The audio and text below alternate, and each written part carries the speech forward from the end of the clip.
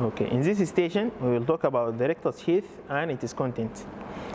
Actually, the rectus sheath is better studied in cross sections, but here we will demonstrate how it forms and its contents and relation.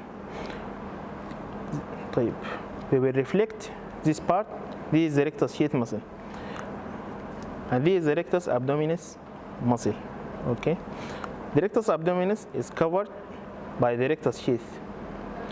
This structure is formed by the all three aponeuroses of the anterolateral abdominal muscles. We have an important relation in that it's formed by two layers, anterior and posterior layer. This is the external oblique aponeurosis, all of it passing anterior to the rectus abdominis muscle and form part of the anterior layer. The other part is formed by this aponeurosis, which is the aponeurosis of the internal oblique muscle. At the lateral margin of the rectus abdominis muscle, it is split into two layers. This aponeurosis will split into two layers. Anterior one passing in front of the rectus abdominis and posterior one that passing behind it.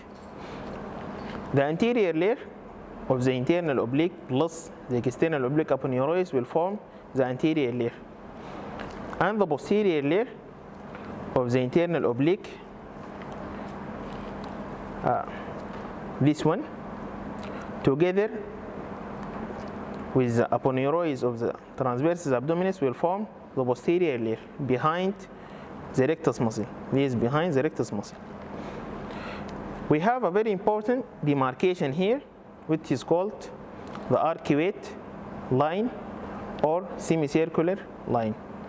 The arcuate line, it is a posterior arc-like or arch-like structure that is found midway between the umbilicus and the symphysis pubis. At this midway, we can reflect the rectus sheath and see this arcuate line. Okay, this is arch-like structure called arcuate. Below this arcuate line, all the aponeurosis passes in front of the rectus sheath. All aponeurosis pass in front of the rectus muscle and form the anterior layer. Below the arcuate line, the posterior layer will form only of this loose fascia. It is called the transversalis fascia. As you can here appreciate the difference between the two. At the margin of the arcuate line, we have this vessel. It is one of the content of the rectus sheath. This is called the inferior epigastric vessel. It enters in front of the arcuate line to meet the superior epigastric, which is not demonstrated here, and anastomose with it.